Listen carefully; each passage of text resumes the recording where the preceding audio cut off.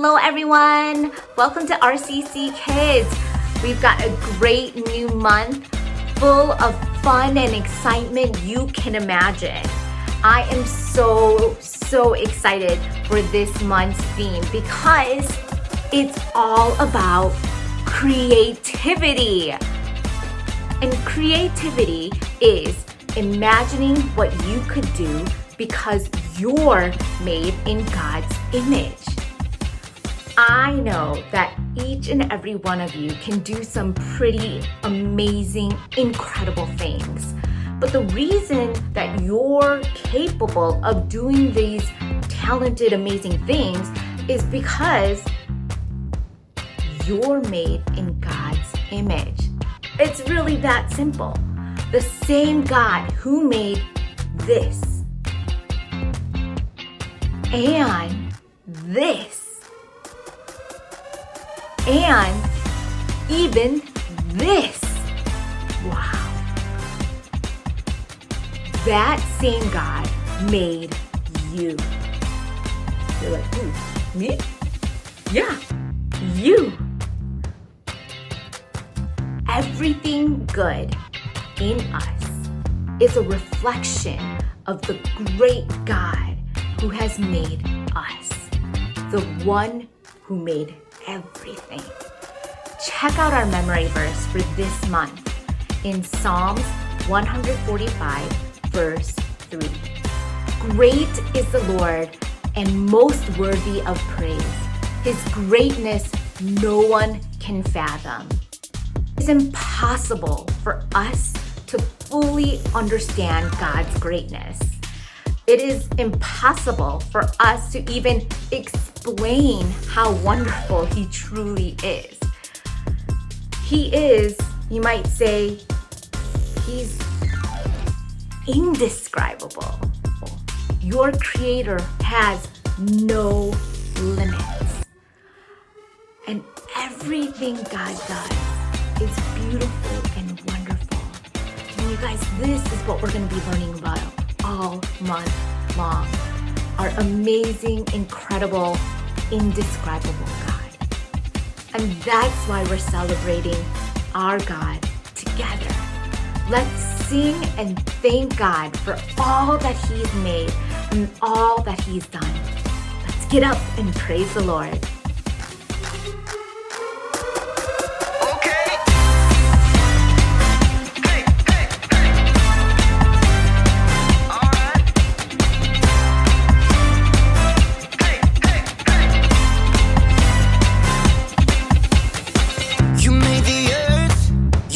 Spinning. You made the ocean and everything in it, and you made the sky so blue, and you made every other color too. You made the sun, you keep it shining. You put the moon up in the midnight sky, and everything around me created by you only. I just wanna thank you 'cause everything you made is so beautiful. Every single star and every beat of my heart, and it's beautiful. You made my feet, you made my hands, you made me sing and you make me dance, 'cause your love is all around me, and your love is so astounding. I just wanna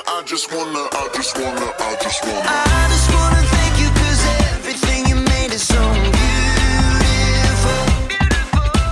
Every single star and every beat of my heart, and it's beautiful. Here we go, break it down now. Everything you created with your imagination is wonderful and good, wonderful and good. You're my inspiration beyond all explanation. You're wonderful and good. You're wonderful and good. Everything you created with your imagination is wonderful and good, wonderful and good.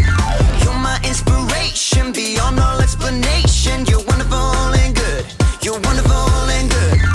I just wanna thank you 'cause everything you made is so beautiful. Every single star and every beat of my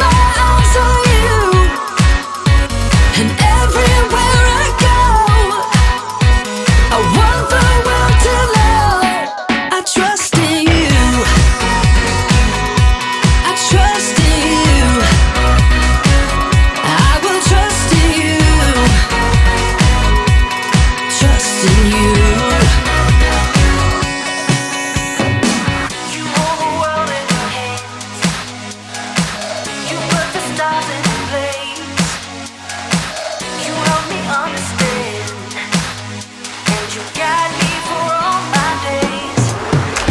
And everything I do, I will keep my eyes on you. And everywhere I go, I want the world to know I trust in you. I trust in you. I will trust in you. Trust in you.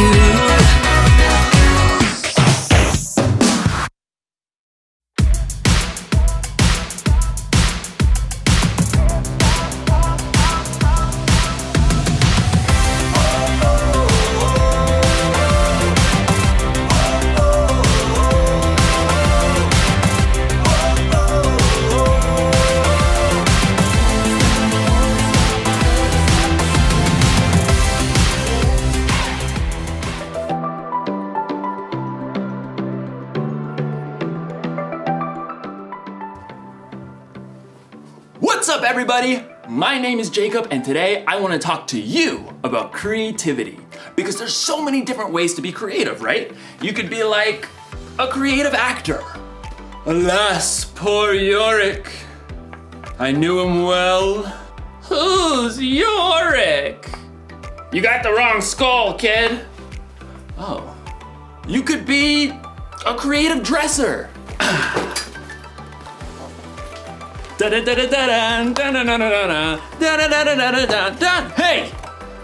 You could be like a creative, I don't know, scientist? But most of the time when you hear the word creativity, you think of something like this. A work of art.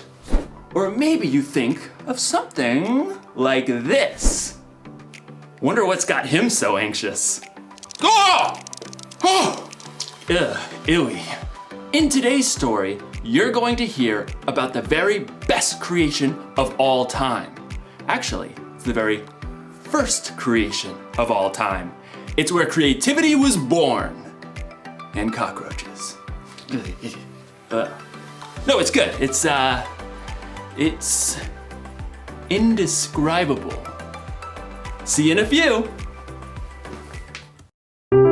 The Bible. It's 66 books of history, stories, letters, and poetry that fit together to form God's one big story. The epic adventure of how He created us and loves us so much that He made a way to rescue us. As we travel through the Bible, from Genesis to Revelation, we discover people who met God and found their lives changed forever. Now, for an amazing story, inspired by the book of Genesis, chapters 1 and 2. In the beginning. The very beginning. Before the first breath. Before the first flash of color. Before the first moment in time. There was nothing. Nothing. Nothing except God. But when God saw nothing, He saw a blank canvas. He saw the perfect backdrop for a work of art beyond imagination. So, God created. From absolutely nothing, He brought forth the heavens and the earth. But there was no shape or form. God's Spirit hovered over the dark emptiness. Then, God called out, "Let there be light." Brilliant light shattered the darkness like golden trumpets on a still morning. Bright rays shimmered and danced in all the hues of the rainbow. God saw the light was good. He divided the light from the dark, calling the light day and the darkness night. Evening and morning together shaped the very first day of all time.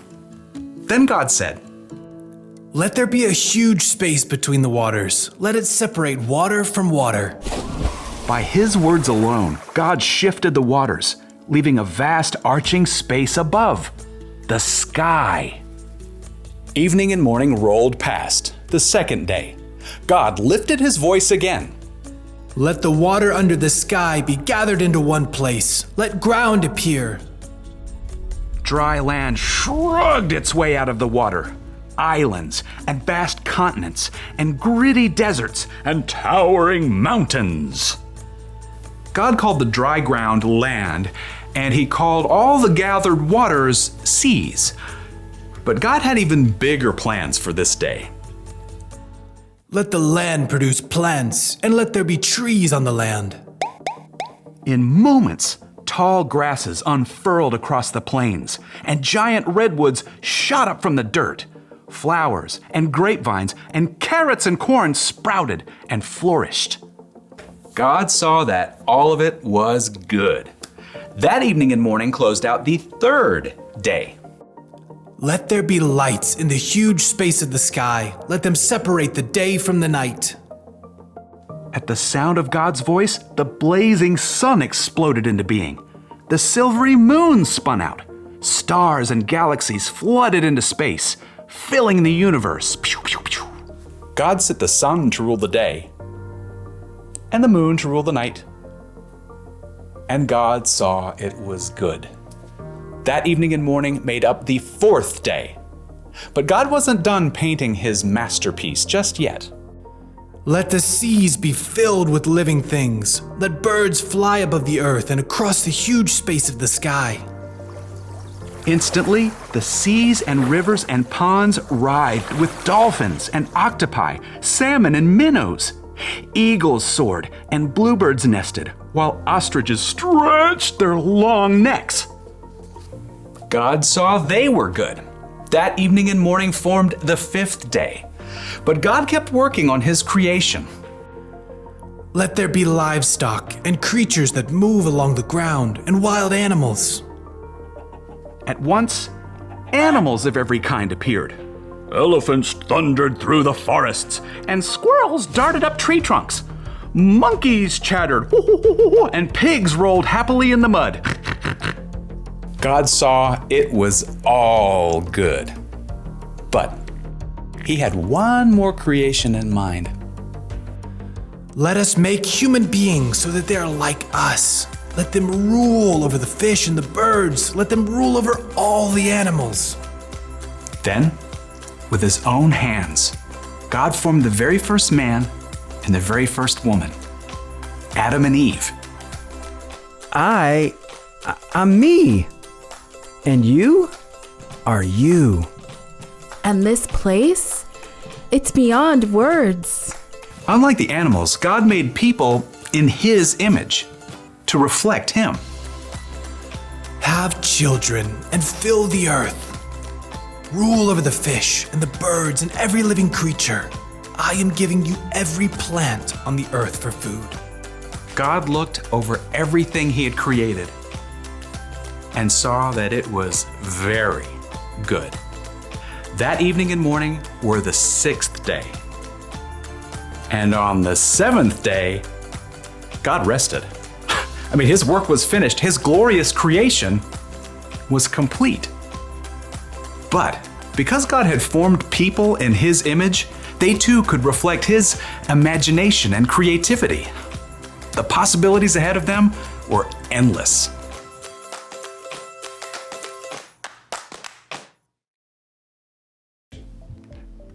Okay, I just thought of another way to describe creativity. Creativity is imagining what you could do because you were made in God's image. God created everything, right? He made the stars and the planets and the mountains and the oceans. He made dogs and cats and elephants and ostriches. But when he made us, it got personal. God made us so that we think and feel and act tiny bit like him. We are made in his image. So check it. Imagine looking at yourself in a mirror. That's what God is like. And no, I'm not saying that he has the same hairstyle or eye color, but look a little bit closer. There's imagination behind your eyes. You have a smile that could encourage someone when they're feeling down. And your hands that could help someone lift a heavy load. All right. There's no limit to what God can do through you. That's because there's no limit to God's creativity. That's the one thing to remember today. There's no limit to God's creativity. Seriously, take a look this week at the things God has made and let it blow your mind. Look at the stars in the sky and think about how it could take literally millions of years just to visit one up close. Listen to the sounds outside your window at night and let yourself wonder, how do crickets make that noise anyway? And then look really close in the mirror and see how unique you are. See the color and feel the texture of your skin. Look deep in the reflection of your eyes to see a God that made you and loves you more than you could even imagine. That should give us all a lot to think about.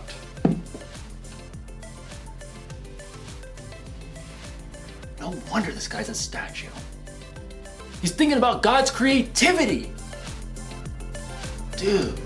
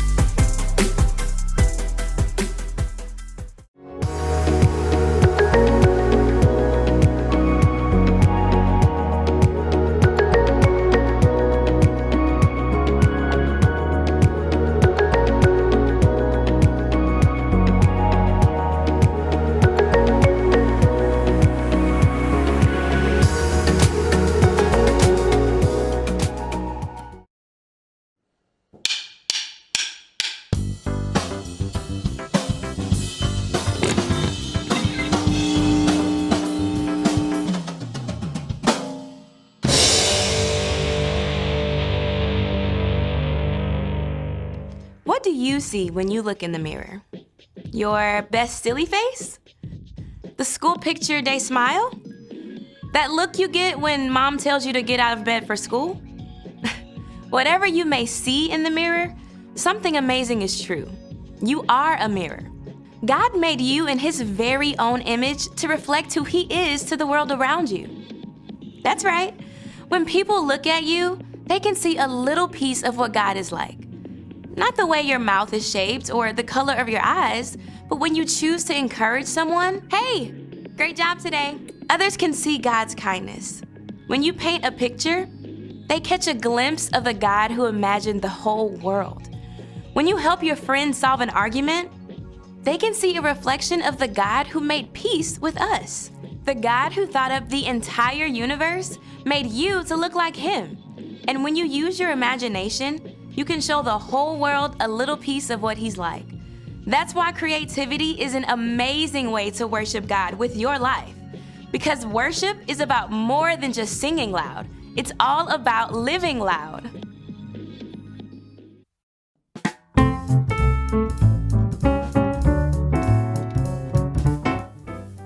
Hello, I'm John, and welcome back to The Joy of Sculpting, where we take beautiful things and make even more beautiful things out of them. Let's take this sculpture of my co-host, Brandon. Isn't that lovely? So lifelike, his eyes, his hair. The detail really is marvelous. But what if we could make something new out of it? Let's see. Let's take a little bit of Brandon's hair off, like this. And we can just put that there. Oh, that's nice. Kind of squishy. And what do we have here? Oh, look. It's Brandon's little brain. Little brain. We'll put that right here, very carefully. And what if his ears can go here? There you go. Now let's take Brandon's happy eyes. And we can put those eyes, put them right here. Look at those wonderful eyes. Looking right back at you. What have these eyes seen? I don't know. Just put those right there.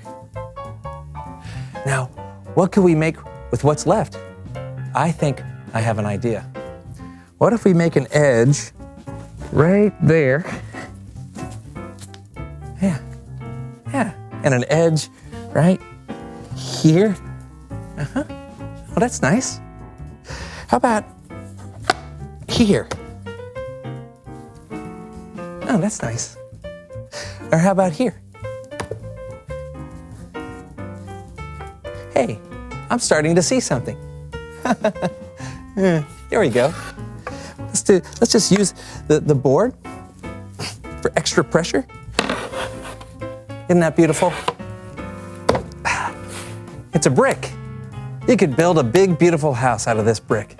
That's how strong it is. Hey, John, have you seen my self-sculpture? I've been looking for it. How nice.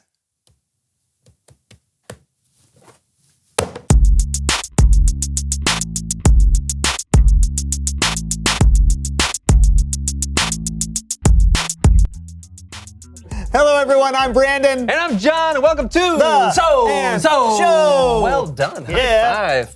Oh, that was close. I'll get it. I'll figure it out one day. Sure. So what is all this stuff that you have? Oh, I'm coming up with some new super mutants for a new comic book I'm creating. Oh, well, that sounds fun. How do you come up with your new mutants? Well, I have a jar of heads, Okay. a jar of creature bodies, and a jar of superpowers. Oh, and you what? Do you just draw them out? Sure. One I'll by show you. one? Watch this. Oh, I got a horse head. All right. And I'll just take this one. T-Rex body. Look at that. Cool. And a superpower is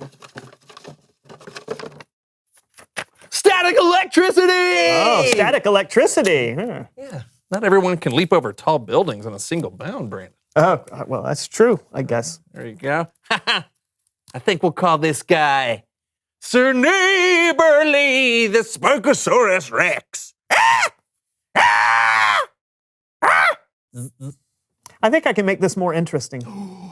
Explain how. All right. Mutant Melee. What am I looking at? Hey, that's me.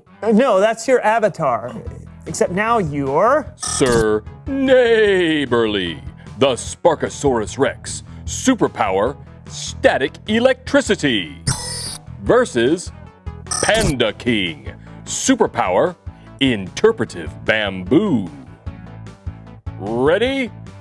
Melee!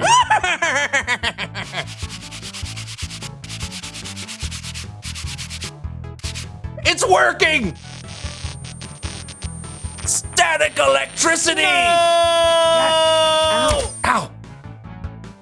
My turn. What are you doing? Music.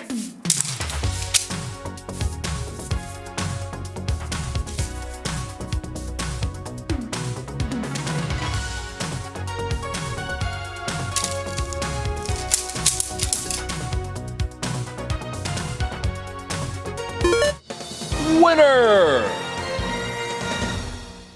Round 2. All right.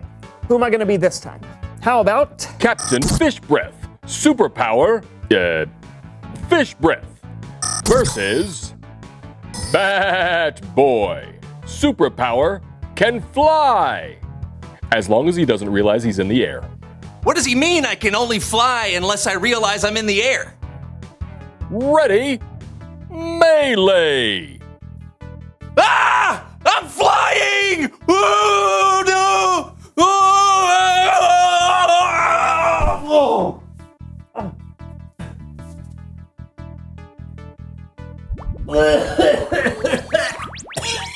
Ow!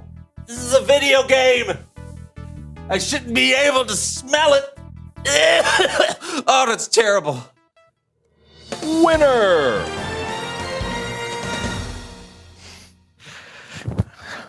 Oh, it still stinks. Get these things off me. Yeah, that does stink.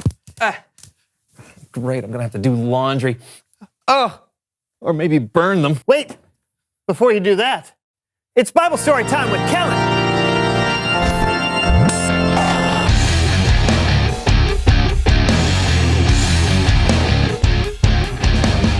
Hey, everybody. What's up, Kellen?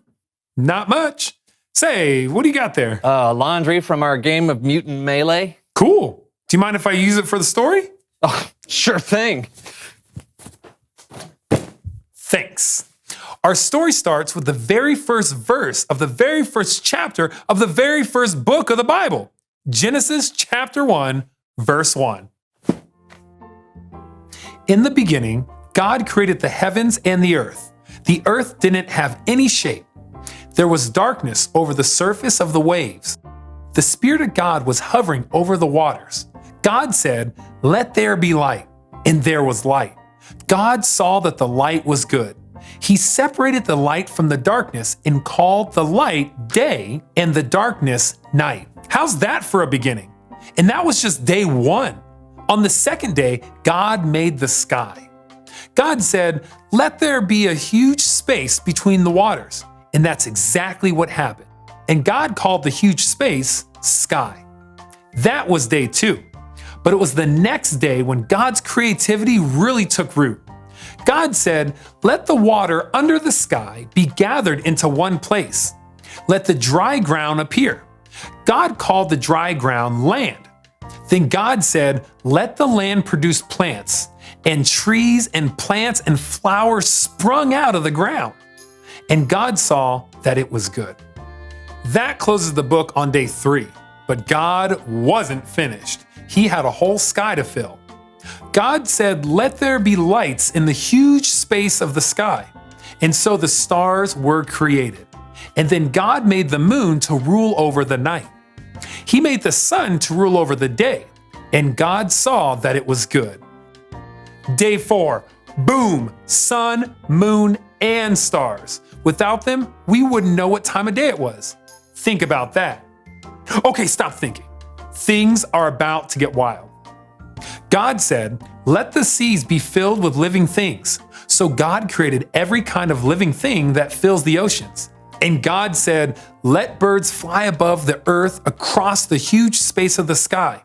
And then God created every kind of bird that flies. And God saw that it was good. That was the 5th day. But it was the 6th day when God made his masterpiece. And I'm not talking about the platypus. God said, "Let the land produce every kind of animal: cows, horses, chickens, bugs, snakes, mice, rhinoceroses, orangutans, platypi," and it was all good. And then God said, wait for it, "Let us make human beings." Watch out, world. Here we come. So God created human beings in his own likeness. He created them as male and female. And God told them to take care of the earth and all that was in it. This was day 6. On the 7th day, God rested from all his work. But before he did that, he took a good look at everything he had created, and he saw that it was very good. The end. That was incredible. It really is incredible when you think about all the things God created. I mean, whether it's a huge planet in space or a tiny little eyelash. Like, oh, Ow. Make a wish. No, you are so weird. What? Get that away from me. Yeah, there's really no limit to God's creativity. You can find it anywhere. I found it sitting right next to me. Aww. Thanks for the story, Kellen. You got it. See you guys next time. Later. See ya. What a great story. Yeah, I loved how my gym shorts turned into an orangutan. Yeah. Yeah, that's what I took from the story too. Yeah. Reveal the question. Awesome. Where do you see God's creativity? Yeah, do you see it in a stream flowing through the woods? Or in a star that's over 100 miles away? Yeah, except stars are like millions of miles away, John. So, over 100, right? Right. Talk about it with each other. Where do you see God's creativity? And we will see you next time on The So-and-so Show. It's right there. You can read it. It's in gold.